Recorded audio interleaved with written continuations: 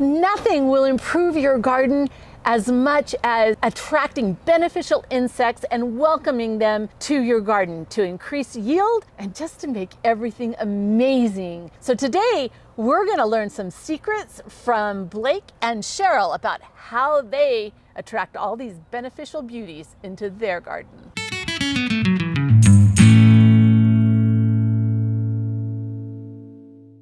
Welcome, Provident gardeners. We are so excited to be with Blake and Cheryl in their garden today. They have done some fabulous work. And one of the things that I really want to learn about from Blake is I wanted to say they're mason beaters, but they're not mason bees. They're leaf cutters. Teach me. They're right there. They're leaf cutter bees. A lot of people call them mason bees. These are the houses for them. We just set these up. And they're just a 5/16 tube that we actually bought online, and we've set it up, and they just come and fill it up. So you didn't like order them, you just made the house. If you build it, they will come? Exactly. All Or right. you just put it up and they will come. We started with just one. We're up to 4 right now. And each year they will lay the female towards the back, and then they will lay the two in front, will put the males, and they do that in case a woodpecker comes by. Oh. Because of that, just doing this, we've actually increased our yield by 3 times. Wow, you have tripled your yield. We have. That is crazy.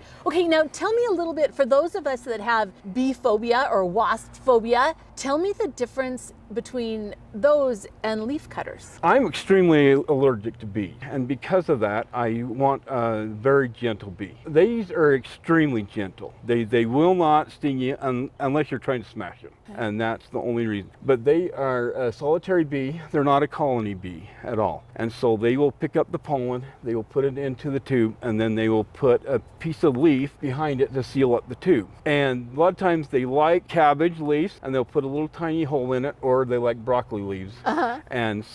And they really are, they're basically put it up and forget. That is so awesome. Okay, now for the second half of it, we're gonna get Cheryl to tell us about all of her beautiful flowers in the garden and how they're not just here because they're so pretty. Cheryl, thank you so much for inviting us to your garden. Now, I am in awe of all of these flowers, and one of the great things that as a benefit to me of coming today is I'm gonna steal a bunch of her seeds so that I can put some of these flowers in my garden. But tell me a little bit about why you have the flowers and why you chose the ones that you did. Well, the main reason we have flowers is to attract pollinators, but also to deter pests. Some of these flowers stink, and some of them just smell really strong, and it deters the pests from eating our plants. And the other reason we have them is because they're pretty and they make me smile. Now, do you ever eat any of them? No, we don't eat the flowers, but it does help to be able to eat more produce. So sometimes I'm out there munching on the flowers in my yard. So it's really fun to find out which ones are edible, like nasturtiums are delicious. Like a little bit peppery and fun. I just learned about those this year, and we'll probably put them in our garden next year. Oh, yeah. Because they're also a good pest deterrent. Yeah, they are. And so we're attracting these beneficials, so we get better pollination. It's just beautiful. Now, one of the other things that Cheryl has done to help with the pests in the garden is to plant things separated from each other. Like underneath these tomatoes, she has different plants growing. Talk to us about that. Well, between the tomatoes, we have a lot of celery, and we had cabbage till we harvested it. They're smaller plants, they don't grow as tall, and they like shade. And the tomato plants, because they're taller, shade the plants underneath, and we just are able to have more plants in a smaller space. That is so cool, because that's what it's all about, right? We're trying to grow as much as we possibly can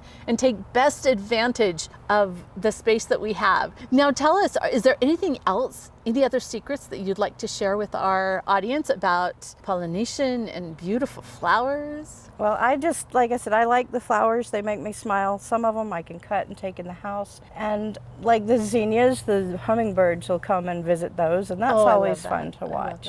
Hey Cheryl, thank you so much for inviting us into your garden today and for teaching us some really important things. And for all of our audience out there, hey, drop in the comments exactly what your favorite pollinators are and some of your secrets that you're using to make sure that you have an abundant crop. And don't be afraid to get a little bit of dirt under your fingernails and turn that dirt into dinner.